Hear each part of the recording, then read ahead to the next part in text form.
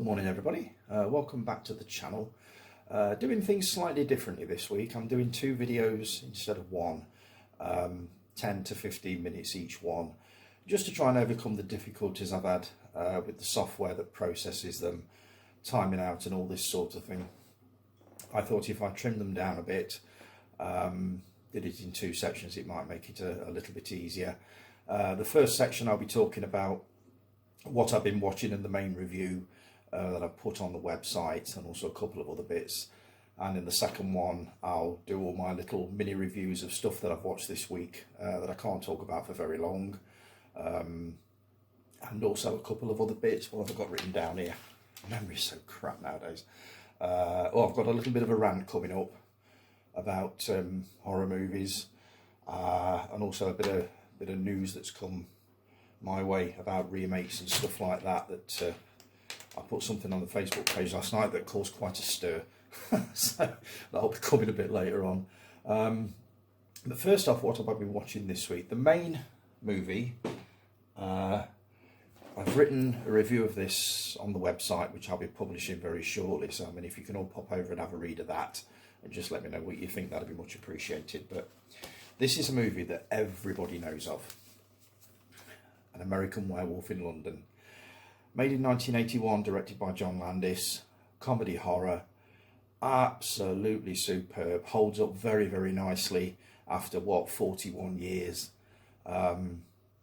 It is an old movie, but this is absolutely one of the best.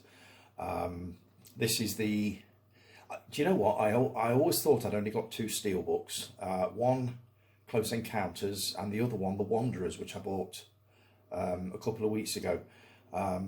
But when I'd written the review, and I knew I was going to be talking about American Werewolf in London, I went to dig the Blu-ray out and came across this. And it is a steelbook. There's not much to it. There's nothing inside it. There's not even anything on the back. So I've actually had to pop it in the machine to find out what was on it, extras wise and all that sort of thing. But it was just really, really good to see the movie again. It's one of those films that you forget how good it is. So, as I say, if you can pop over to the website and have a read of the review, that pretty much tells you everything you need to know about it. There's nothing much more I can add, apart from the fact it's an absolutely superb movie, completely timeless, scary as hell, funny as, and well worth a look if you've not seen it before.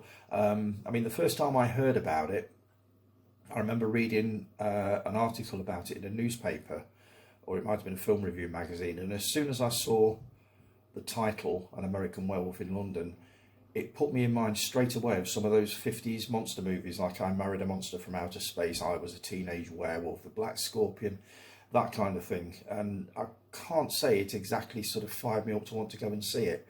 But the more I read about it, it was smashing box office records in America, and then it was going to come over here. I thought, yeah, I'll go and have a look. And it was like nothing I'd ever seen before. It is literally full-blooded, in-your-face horror. Well worth a look if you've not seen it.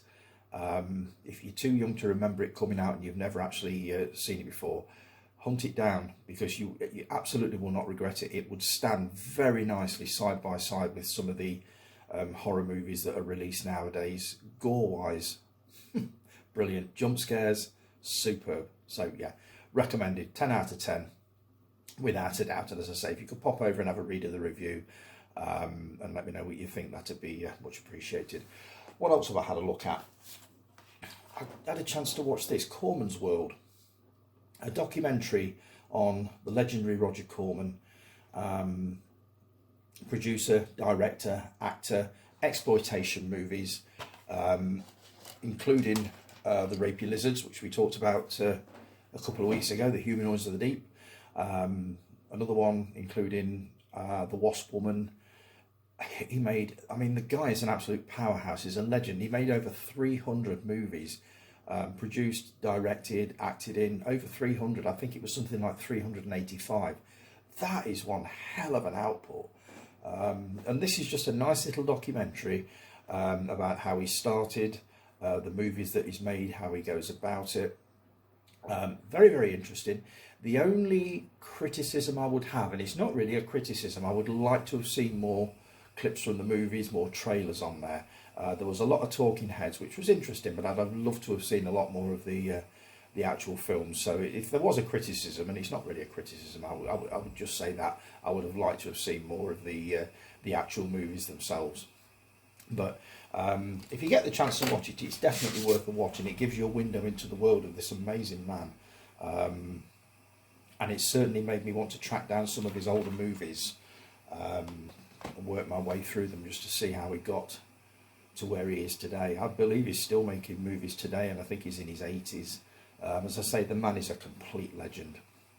And if we're talking exploitation movies, gore and all that, I watched this for the first time last night. Braindead. My God. What an extraordinary film. It's directed by Peter Jackson. I thought it was his directorial debut, but I've been pulled up on that when it actually wasn't. Bad Taste was his first movie.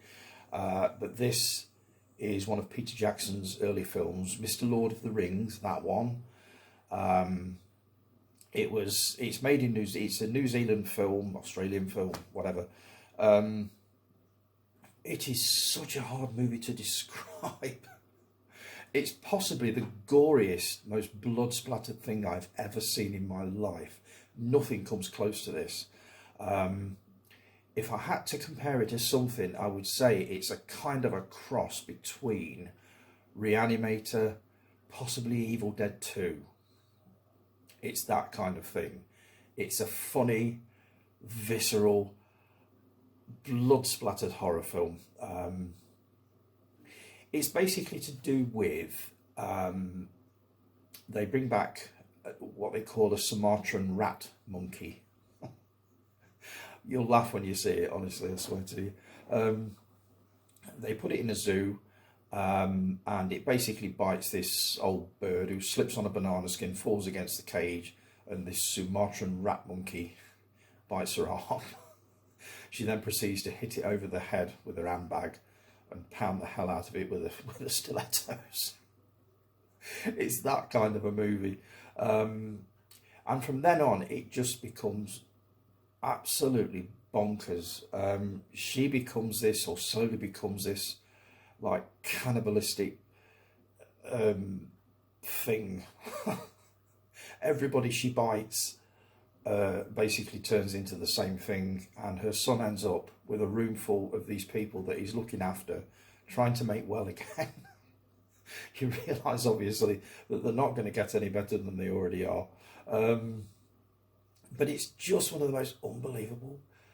I've never seen it. The thing is with this film, I've mentioned this one to a couple of people this week, and everybody's got very, very fond memories of it. A lot of people seem to have seen it in their younger years, when they were at college and all this sort of thing, and they absolutely love it. Chris Hukin loves it. A guy at work I was talking to, he loves it. He says, you've got to track it down, you've got to watch it. And then one of the guys bought it in for me to have a watch of, which is this one I've got here.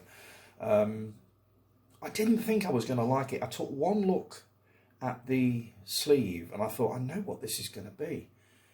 And it wasn't. It was thoroughly enjoyable. It's as funny as hell. The baby, I don't think I need to say anymore. The baby is just unbelievable. It's like nothing I've ever seen before. And as I say, the amount of blood and gore is like nothing you will ever see in any other film. It's easily the goriest thing I've ever seen in my life, and that is saying something. And as for the lawnmower at the end, I'm guessing by the time he'd finished doing what he was doing with it, it was no good for mowing lawns anymore. But it's a wonderful film. It's fast-paced, it's funny, it's horrible. There were a couple of moments when I found, as per usual, me doing that, and it's, oh God, my God. But if you get the chance to watch it, I would absolutely, heartily, completely recommend it. I think it's a bit of a rarity now. You can get it on DVD, but I know that it's dying for a Blu-ray release, a really nice print of it. So that would be one I would probably invest in if it came out. But yeah, if you get the chance to watch it, it's called Braindead. directed by Peter Jackson, starring nobody that I've ever heard of, but the cast are all wonderful. They play it for laughs, tongue-in-cheek, absolutely well worth watching, without a doubt. Had some news through this week, some very interesting news through this week, that a movie that I have loved for years is coming back to cinemas.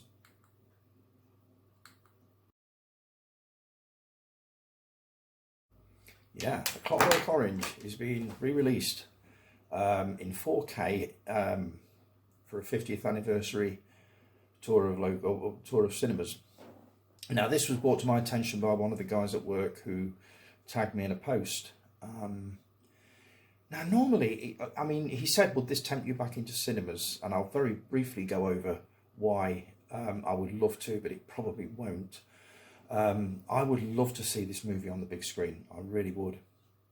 But my last experience in a cinema was an absolute nightmare. I'm going back some years, and I know I've said this before, and I know it sounds like I'm holding on to things and I should really let them go. But I believe it was Deep Blue Sea. And this kind of thing had happened to me before, but not on this scale. I just remember sitting there and there were phones lighting up like bloody Christmas trees all around me, people texting. There was a guy behind me actually having a conversation on his phone, describing what he was watching. And I think I got about halfway through it and thought, that's it, I'm done with this. And I went, and I never went back. I've not seen a movie at the cinema since. And the reason I probably won't go to see A Clockwork Orange, much as I would love to. First off, I've got 2 amazing 4K box sets coming within the next couple of months. I'm getting hopefully a 4K setup to play them on next year. And the other thing is, I really don't want this movie sullied by a miserable experience watching it in a cinema. I realise it was 1971. The thing is 50 years old, so it's hardly likely to attract the kind of people that I think it probably would